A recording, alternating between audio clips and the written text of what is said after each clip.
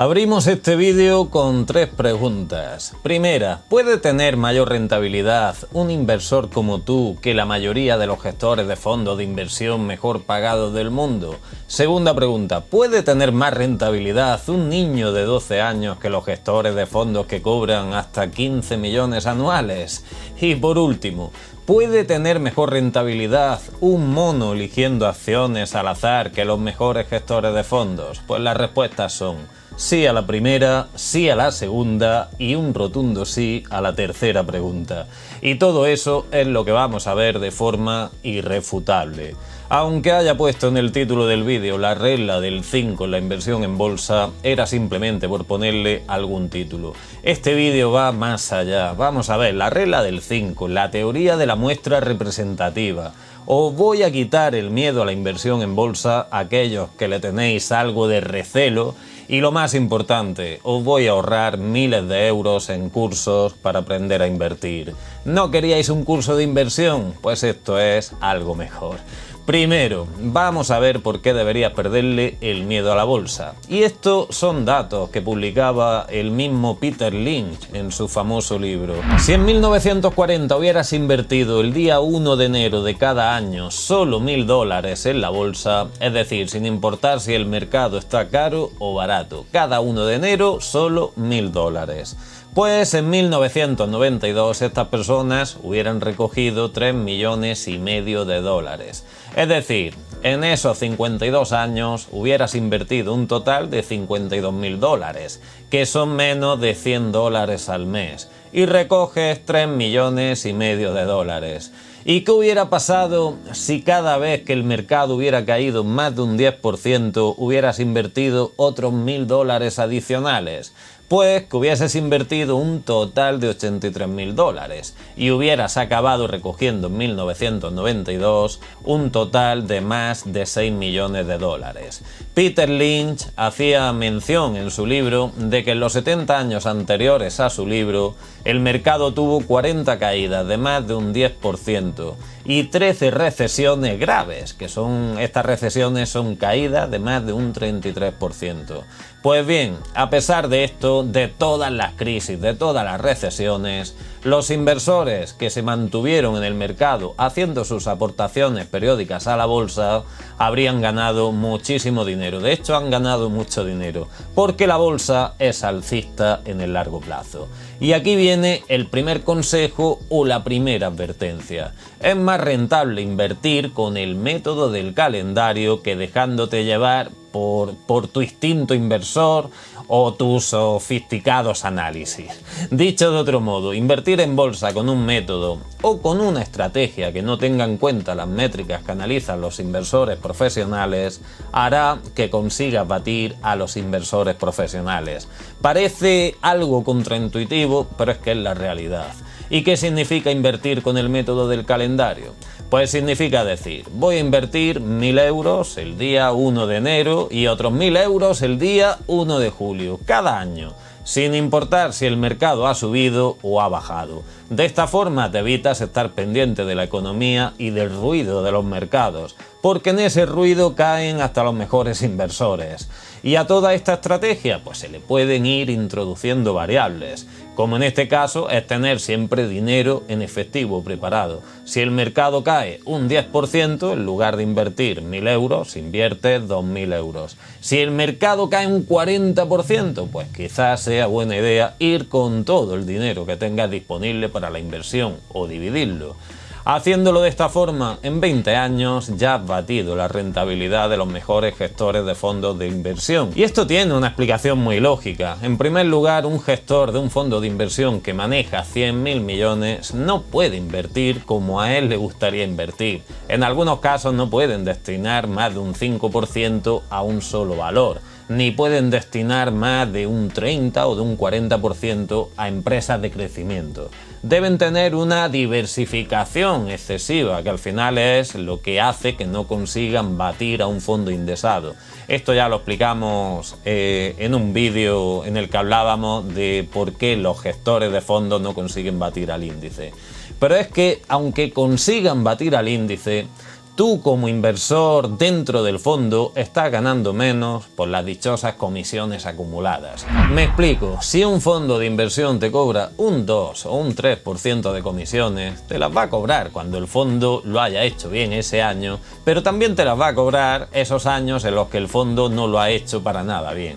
Pues bien, un 3% de comisiones acumuladas durante 20 años, aunque el fondo hubiera tenido un 20% de rentabilidad más que un fondo indexado, tú como inversor habrías ganado bastante menos que si hubieras invertido directamente en el fondo indexado. Y esto son matemáticas. Así que ya tenemos la primera cosa resuelta. Si sigues un método de inversión a través de un calendario en un fondo indexado con sus correspondientes variables, vas a batir la rentabilidad de los mejores gestores de fondos, de esos gestores que son los mejor pagados del mundo. Y todo ello sin la necesidad de elegir acciones por tu cuenta. Pero, ¿qué ocurriría si decidimos ya no solo batir a los mejores gestores de fondos, sino también al S&P 500? Esto solo podemos hacerlo eligiendo acciones individuales por nuestra cuenta.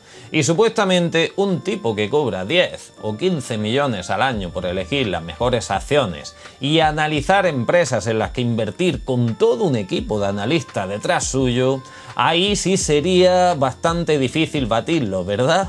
Pues esto tampoco es realmente así. En diferentes experimentos se han puesto a monos eligiendo acciones al azar y han tenido mejores rentabilidades que la mayoría de estos gestores. Pero voy a más, niños de 12 años han conseguido batir la rentabilidad de estos gestores con un método que tú mismo puedes usar para invertir. Y Peter Lynch también nos cuenta este caso en el libro, Los niños de Santa Inés. Los niños de Santa Inés consiguieron batir la rentabilidad del 99% de todos los fondos de inversión. Ellos solitos analizaron las empresas en las que invertir y consiguieron durante 2 años una rentabilidad de un 70%. Pero es que batieron también al S&P 500. ¿Y qué método usaron estos niños para elegir acciones? Pues a pesar de sus escasos conocimientos financieros, solo se centraron en que las empresas tuvieran poca deuda, que sus beneficios hubieran tenido una tendencia alcista y también que algunas de esas empresas hubieran aumentado su pago por dividendos. Solo analizando estas dos métricas ya tienes una ventaja, pero es que la guinda del pastel fue el uso de la muestra representativa. Esto de la muestra representativa no lo escucharás en ningún curso, pero fíjate si es eficaz, que fue lo que me hizo pronosticar que Vox sería la tercera fuerza política del país en un momento en el que era muy difícil de pronosticar ese resultado. Si nos fijamos en las acciones que eligieron estos niños, fue básicamente lo que tenían a mano, lo que tenían a la vista, lo que ellos veían en su entorno. Por ejemplo, ellos vieron en el listado de empresas a la empresa Pentech, creo que se llamaba así, y dijeron, anda, los bolígrafos que nosotros usamos en el colegio son de esta marca y son bastante buenos. Pues otros colegios pensarán lo mismo y por eso eligieron a Pentech. Walt Disney también la eligieron por motivos obvios, son niños. Eligieron a Nike porque veían que eran buenas zapatillas y prácticamente podemos decir casi con todo. Pero fíjate en una cosa, eligieron acciones cuyos productos conocían y más o menos, a pesar de ser niños, entendían lo que hacían estas empresas. Y tú dirás, pues bueno, pero también pudieron tener suerte.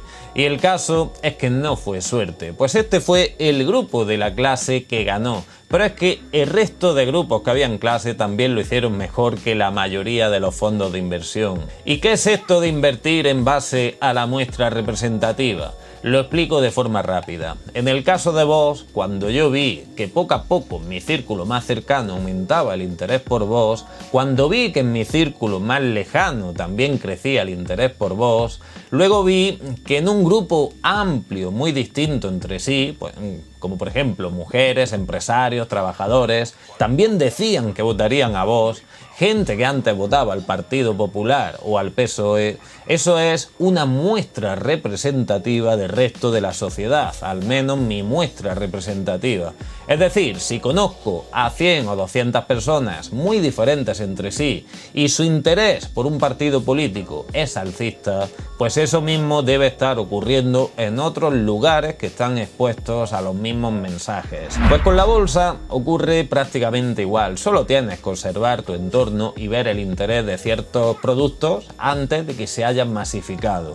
Siguiendo esto, era fácil saber que la red social Twenty tenía los días contados, solo al ver cómo el 50% de mis contactos que tenían Twenty se pasaron a Facebook. Si eres profesor de una escuela y hay una empresa que vende algo y ves que un día 2 niños traen ese producto, al mes siguiente ya son 15 niños y al poco tiempo ya son 40, eso es una tendencia y tu muestra representativa dice que eso está ocurriendo en otros lugares. Pues después de ver eso, miras el balance de la empresa y si los números básicos te cuadran, ahí tienes un filón.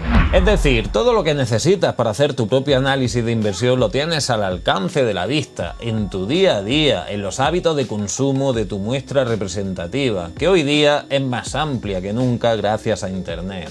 ¿Y qué dice la regla del 5 en la inversión en bolsa? En la inversión en bolsa puedes cometer 2 errores contradictorios entre sí. Uno de los errores es meter todos los huevos en la misma canasta, es decir, no diversificar.